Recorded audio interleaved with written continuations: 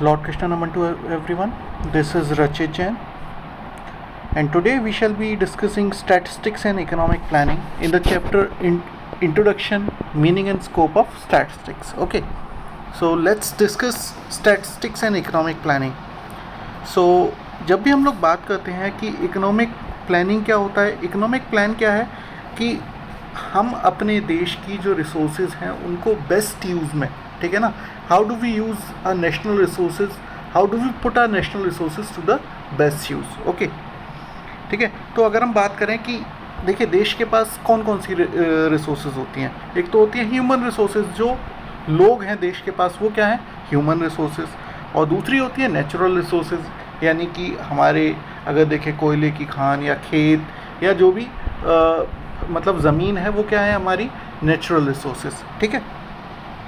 तो every phase of planning अगर हम देखें कि प्लानिंग होती है, ठीक है, सबसे पहले हमें क्या करना पड़ता है, ड्राइंग अ प्लान, यानी कि एक प्लान बनाना पड़ता है. ठीक है. फिर उसके बाद एग्जीक्यूशन एंड रिव्यू, यानी कि उस प्लान को हम एग्जीक्यूट कैसे कर रहे हैं और उसके बाद उसको रिव्यू कैसे कर रहे हैं. ठीक है ना, बेसिकली कंट्रोल कैसे कर रहे हैं उस प्लान को, किस पे बेस्ड होता है, ये सारा कुछ बेस्ड होता है स्टैटिस्टिक्स पे, यानी कि डेटा पे बेस्ड होता है ना. आप चेक कैसे करेंगे कि आपने जो प्लान किया था वो और जो आपने जो अचीव किया है वो सही है या मैच कर रहा है या नहीं कर रहा है. उसके लिए आपको स्टैटिस्टिकल डेटा की ज़रूरत होती है ना. ठीक है. तो यहाँ पे किसकी ज़रूरत थी, स्टैटिस्टिकल डेटा की. ठीक है. अब हम बात करते हैं next point which is there are number of problems faced by under developed countries. अब देखिए कोई भी अंडर डेवलप्ड कंट्री या डेवलपिंग कंट्री, इंडिया को ही ले लो तो over population, lack of industries, lack of agriculture development, बहुत सारी चीज़ें होती हैं. इन सबको समझने के लिए और इनसे बेटर कैसे हम लोग करें दूसरी कंट्रीज़ को स्टडी करने के लिए किसकी ज़रूरत होती है, स्टैटिस्टिकल डेटा की. ठीक है ना. फिर क्या है, फिर देखिए अगर हम देखते हैं कि अगर हम अपने देश की प्रोग्रेस को देखना चाहते हैं, ठीक है ना, इकोनॉमिक डेवलपमेंट को देखना चाहते हैं, तो किस तरह से हम देख सकते हैं, उसको स्टैटिस्टिकल मेथड से देख सकते हैं. ठीक है ना. तो इन सारी चीज़ों के लिए किसकी ज़रूरत है, स्टैटिस्टिकल डेटा की. चाहे हमें अपनी कंट्री के डेवलपमेंट को देखना हो, ठीक है, या कंपेयर करना हो किसी दूसरी कंट्री से, तो हमें उसके लिए किसकी ज़रूरत है, दोनों कंट्रीज़ के स्टैटिस्टिकल डेटा की. नेक्स्ट है हमारा स्टैटिस्टिक्स एंड बिजनेस प्लानिंग. ठीक है. तो अगर हम देखें तो बिज़नेस को हम कई तरीक़ों से क्लासीफाइड कर सकते हैं. बेसिकली दो तरीके होते हैं, कॉमर्स एंड इंडस्ट्री. ठीक है.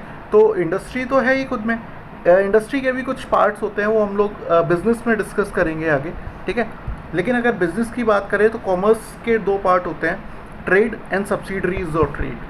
तो ट्रेड के international and internal trade, internal के होलसेल एंड रिटेल ट्रेड, ठीक है, और इंटरनेशनल के इम्पोर्ट एंड एक्सपोर्ट. और सब्सिडरीज ऑफ ट्रेड कुछ नहीं है, ये वो सर्विसेज हैं जो हम लोग आजकल 4th चैप्टर पढ़ रहे हैं बिजनेस में, वही सारी सर्विसेज आपको दिखाई देंगी यहाँ पे. ठीक है. तो अब हम देखते हैं कि स्टैटिस्टिकल मेथड कैसे एक बहुत इंपॉर्टेंट रोल प्ले करते हैं बिजनेस प्लानिंग में. ठीक है. सबसे पहले जो प्रोड्यूसर या जो मैन्युफैक्चरर है उसको ये एस्टिमेट करना पड़ता है कि डिमांड उसके गुड की कैसी रहेगी. ठीक है ना. आने वाले भविष्य में अगर आप कोई चीज़ प्रोड्यूस कर रहे हैं तो आपको ये भी तो देखना है कि कितनी प्रोड्यूस करनी है. तो उसके लिए आपको क्या पता लगाना पड़ेगा कि भाई हमारे प्रोडक्ट की डिमांड कितनी रहेगी. ठीक है ना. तो उसके लिए क्या है, उसके लिए आपको मार्केट रिसर्च करनी पड़ेगी. ठीक है ना. अब मान लीजिए आप एक कोई इंडिया लेवल की कंपनी है, आपने कई सारे स्टेट्स में मार्केट रिसर्च की, तो आप उसको समझेंगे कैसे उस मार्केट रिसर्च को, उसके लिए आपको एक पूरा स्टैटिस्टिकल डेटा चाहिए ना. ठीक है ना. आप एक एवरेज के तौर पे उसको पूरा देख लेते हैं, एक डेटा के तौर पे, एक टेबल के तौर पे आप देख लेंगे कि हाँ हमारी यूपी में ज़्यादा डिमांड है, एमपी में कहीं कम डिमांड है. इस तरह से आप पूरे डेटा को स्टडी कर सकते हैं. ठीक है. अगर हम बात करें कि होलसेलर, ट्रेडर या रिटेलर क्या करता है, इसके लिए भी स्टैटिस्टिकल डेटा बहुत ज़्यादा ज़रूरी है. ठीक है ना. क्यों, क्योंकि ये बाइंग और सेलिंग दोनों एक्टिविटीज़ में है. ठीक है. क्या होता है कि अगर आपको प्रॉफिट कमाना है तो आपको लोकल एरिया की जानकारी, यानी कि कस्टमर को किस चीज़ की डिमांड है और वो कितने समय तक उस चीज़ की डिमांड करेगा. लेट्स से कोविड-19 की सिचुएशन. ठीक है. आज के टाइम पे सबसे ज़्यादा डिमांड किस चीज़ की है, सैनिटाइजर्स, मास्क. ठीक है ना. और टू सम एक्सटेंट अगर हम बात करें तो ग्लव्स भी. ठीक है. तो इन सारी चीज़ों की डिमांड आज के टाइम में बहुत ज़्यादा है, लेकिन क्या ये हमेशा रहने वाली है. ठीक है ना. तो क्या होगा, जो रिटेलर या होलसेलर होगा वो एक अंदाज़ा लगा के चलेगा कि 6 महीने या साल भर के अंदर अंदर इन चीज़ों की डिमांड धीरे धीरे फेड आउट होने लगेगी. ठीक है ना. क्योंकि अगर कोविड-19 चला जाएगा then nobody will demand mask और sanitiser in that much content. Okay, तो नेक्स्ट पॉइंट है हमारा, statistics is equally important for subsidiaries of trade. अब देखिए, चाहे अगर आप बात करें बैंकिंग की, इंश्योरेंस की, इन सब में भी स्टैटिस्टिक्स बहुत ज़रूरी है, ठीक है ना। क्या होता है कि अगर बैंकर्स की बात करें तो बैंकर क्या देख के आपको लोन देता है, ठीक है ना। बैंकर अगर लोन देता है या क्रेडिट कार्ड देता है तो वो ये देख के देता है कि आपकी हिस्ट्री कैसी रही है। हिस्ट्री मतलब आपकी कैसे स्टडी करता है वो, पूरे स्टैटिस्टिकल मेथड को यूज़ करके ही ना, ठीक है, कि आपने पास्ट में क्या किया है। आपकी एक एवरेज स्कोर होता है जिसको हम लोग क्रेडिट स्कोर बोलते हैं, ठीक है ना। तो उसको स्टडी करके ही तो वो देता है कि हाँ आप लोन लेने लायक हैं या नहीं है।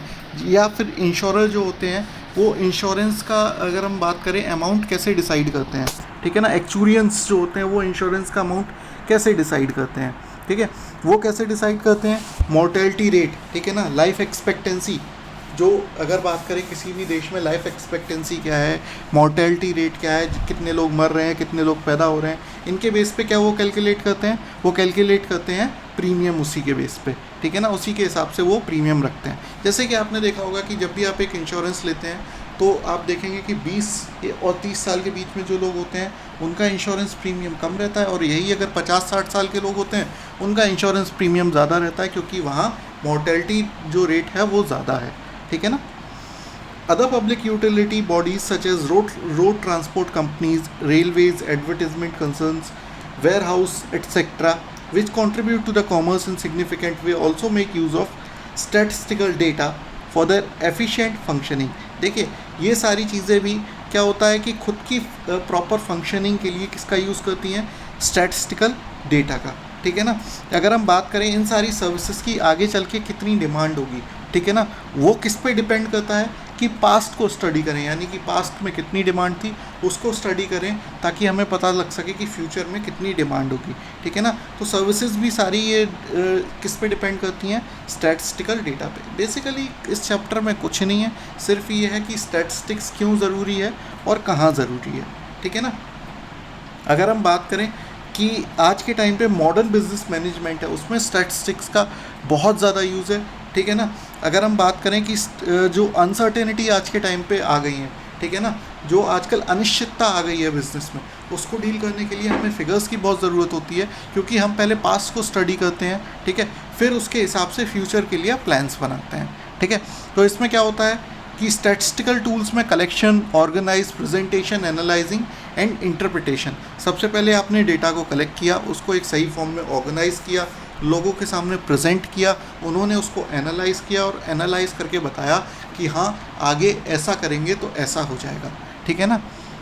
तो ये क्या हुआ, ये सारी चीज़ें किससे होती हैं, स्टैटिस्टिक्स से पॉसिबल होती है, ठीक है।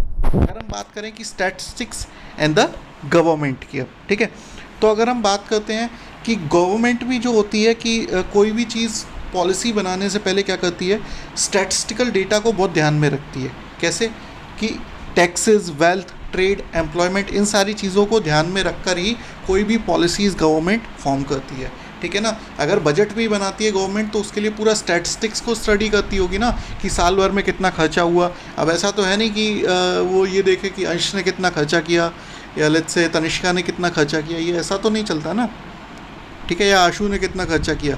वो एक ऑन द होल पूरा एक देखती है कि इंडिया में कितना खर्चा हुआ, कितना हमारे पास पैसा आया, ठीक है ना, रेवेन्यू कितना हुआ जनरेट, और उसके बाद हमारे पास से कितना एक्सपेंस हुआ, ठीक है ना। उसके बेस पे टैक्सेस वगैरह के लिए गवर्नमेंट डेटा बनाती है, ठीक है ना। अगर हम बात करें कि जितनी भी मिनिस्ट्रीज़ हैं वो किसके बल पे फंक्शन करती हैं, वो भी सीधे सी बात है कि स्टैटिस्टिकल डेटा के बल पे ही फंक्शन करती हैं, ठीक है ना, कि किस चीज़ का प्राइस कितना बढ़ाना है। या अगर हम बात करें कि पेट्रोल के प्राइसेस आपने देखा होगा आजकल जैसे बहुत हाई हो गए हैं, रीज़न क्या है, रीज़न ये है कि कोविड-19 पैंडेमिक चल रहा है, ठीक है। अगर हम बात करें इंटरनेशनल मार्केट में, भले ही अगर आप देखें कि क्रूड ऑयल यानी कि कच्चे तेल की कीमतें कम है, लेकिन हमारे देश में ज़्यादा है पेट्रोल की कीमतें, क्योंकि इस समय सिचुएशन ऐसी है कि गवर्नमेंट के पास पैसा नहीं है, तो वो टैक्सेस उसने बढ़ा रखे हैं काफ़ी, ठीक है।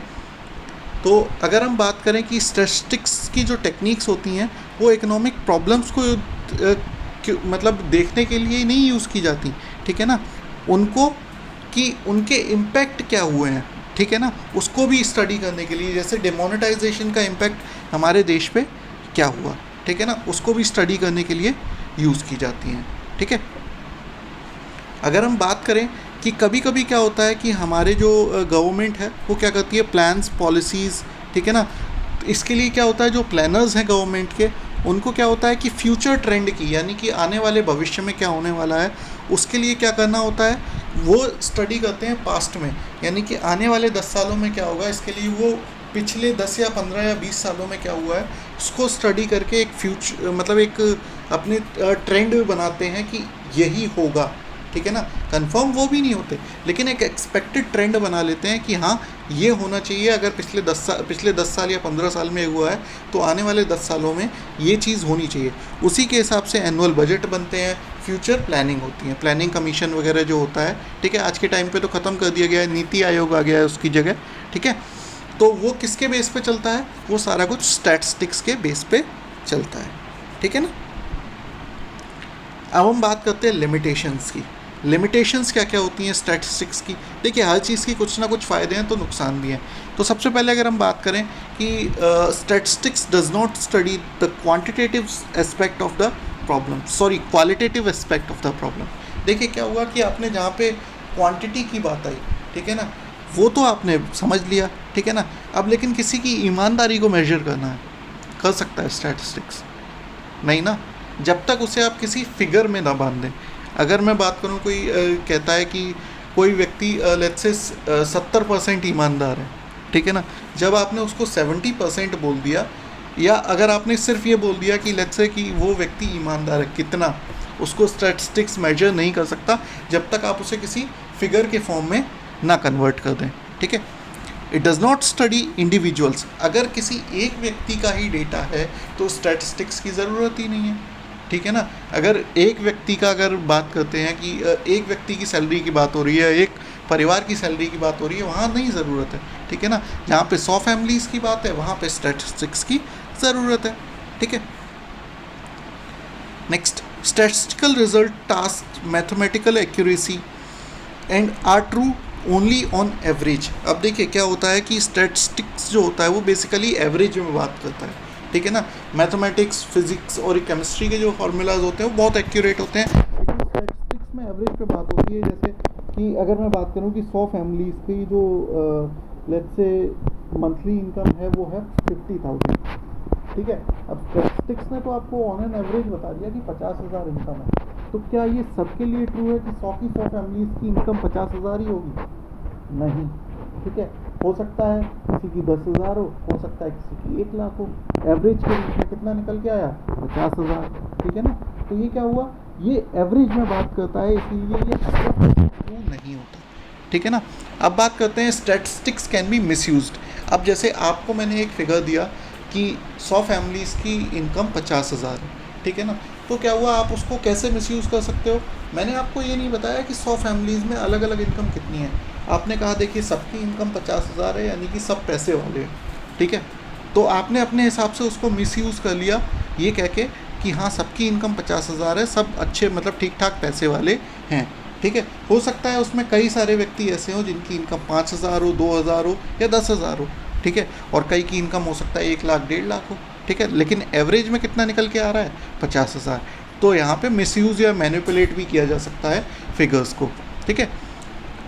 Statistics simply is one of the methods of studying a phenomena, ठीक है। अगर हम बात करें कि यहाँ पे एक एग्जांपल बहुत अच्छा दिया हुआ है कि 2 कंपनीज़ हैं, ठीक है। एक में क्या हुआ है कि एक में 3 साल की उसके जो प्रॉफिट था वो था 8,000 फर्स्ट ईयर, 6,000 सेकेंड ईयर और 4,000 नेक्स्ट ईयर। दूसरी कंपनी जो थी कंपनी बी, वो थी उसका फर्स्ट ईयर में था 4,000, सेकेंड ईयर में 6,000 एंड थर्ड ईयर में 8,000, ठीक है। दोनों का अगर देखें तो एवरेज कितना निकल के आ रहा है? 6,000। लेकिन क्या ये पूरी एक आपको इमेज दे रहा है, पूरी क्या एक आपको तस्वीर दिखा रहा है? नहीं।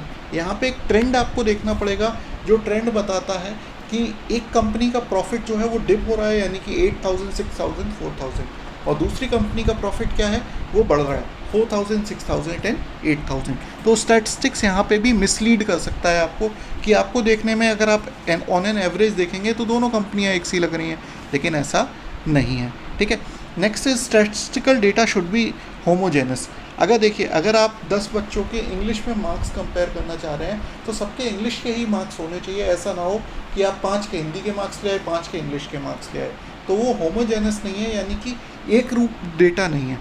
ठीक है ना, तो यहाँ पे भी थोड़ा सा स्टैटिस्टिक्स मार खाता है कि एक जैसा ही डेटा उसे चाहिए होता है। ठीक है, यहाँ पे आपका ये चैप्टर ख़त्म होता है। बहुत जल्दी मैं आपसे इसकी एक्सरसाइज शेयर कर दूँगा। ठीक है, आप उसको पढ़ें। ठीक है, और क्वेश्चन आप लोग पूछ सकते हैं अगर आपको कुछ समझ में ना आए। Thank you.